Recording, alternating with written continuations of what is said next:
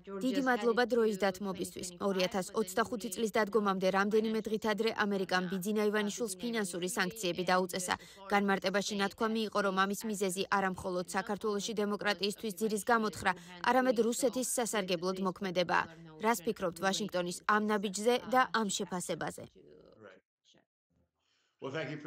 დიდი მადლობა მოწვევისთვის.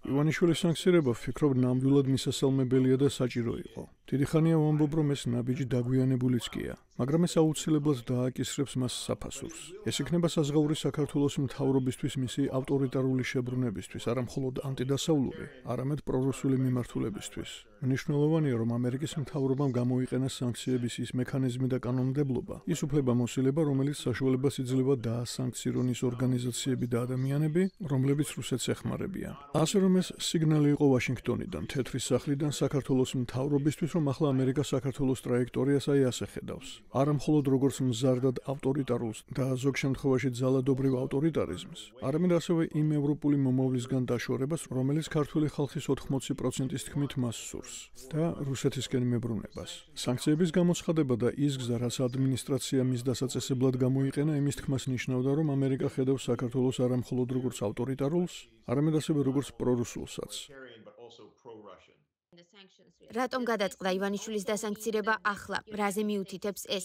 ჩვენ არ გვინახავს ფინანსური სანქციები პრემიერ-მინისტრის, პარლამენტის თავმჯდომარის ან იმ მაღალი რანგის ხელისუფალთა მიმართ, ვისაც მთავრობაში ოფიციალური პოზიცია აქვს და ამა თუ იმ კონკრეტულ ნაბიჯზე თუ კანონზე შეიძლება იყოს პასუხისმგებელი.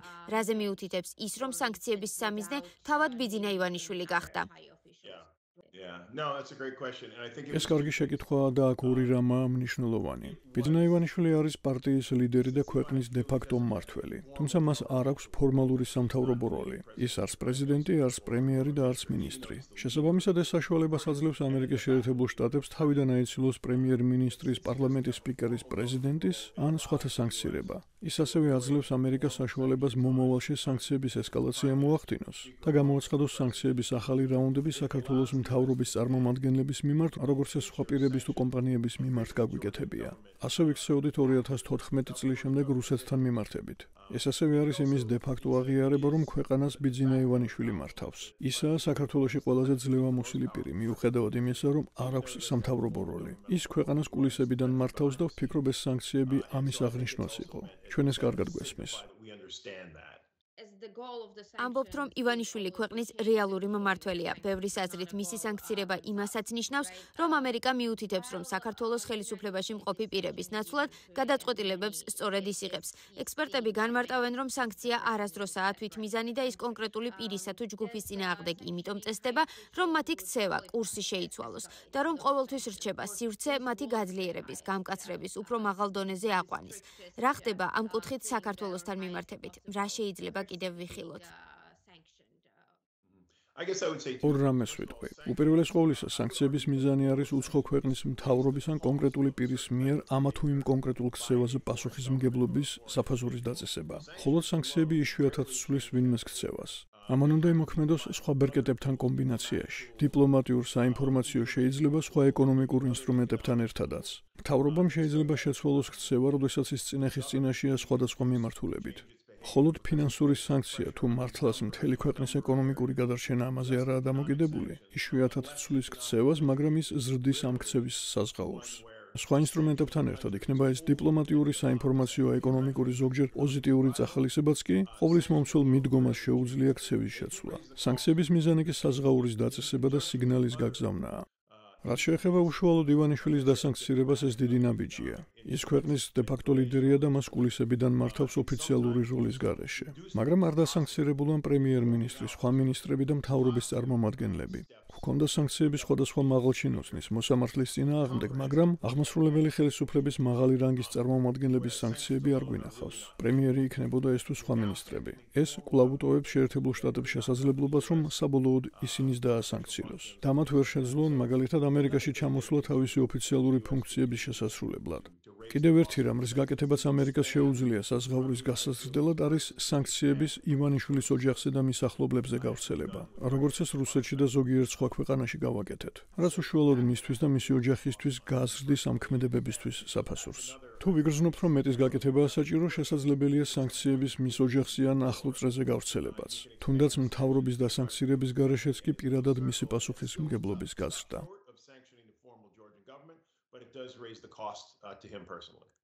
ირაკლი კობახიძე ამბობს, რომ სანქციები ჯილდოა ქვეყნის ეროვნული ინტერესების მსახურებისთვის და რომ 20 იანვრის შემდეგ ყველაფერი გაუმჯობესდება. თუმცა ბოლო დროს ხშირად გვესმის კრიტიკა რესპუბლიკელი კანონმდებლებისგან, განსაკუთრებით კი ჯო უილსონისგან, რომელიც ამ საკითხს ახლა კონგრესში აყენებს. რას ნიშნავს ეს განწყობები ამერიკის საკანონმდებლო ორგანოში? ქართული ოცნების ხელისუფლება იმავე შეცდომას უშვებს, რასაც ბევრი სხვა მთავრობა მსოფლიოში, როცა ამერიკასთან აქვს საქმე. ესა არასწორი გაგება იმის, თუ როგორ მუშაობს ამერიკული სისტემა. და გულისხმობენ, მიიჩნევენ, რომ მთელი ძალაუფლება თეთრ სახლშია თავმოყრილი და პრეზიდენტი ტრამპი ან პრეზიდენტი ბაიდენი ყველაფერს გააკეთებენ, რაც ენდომებათ და როგორც კი დონალდ ტრამპი დაიბრუნებს ძალაუფლებას, ყველაფერი რიგზე იქნება. კონგრესს ნამდვილად მნიშვნელოვანი როლის შესრულება შეუძლია საგარეო პოლიტიკაში, მიუხედავად იმისა, რომ როგორც წესი მას თეთრი სახლი განსაზღვრავს. როდესაც საქმეში კონგრესი ერთვება, მას შეუძლია გამოსცეს კანონმდებლობა და თეთრ სახლს რაიმე ნაბიჯი გადაადგმევინოს ან არ გადაადგმევინოს. დონალდ ტრამპის პრეზიდენტობის პირველი ვადისას კონგრესმა სანქციები დაუწესა რუსეთს და ის კანონის ფორმით მიიღო, რაც ნიშნავს, რომ მხოლოდ კონგრესსვე შეუძლია მათი მოხსნა.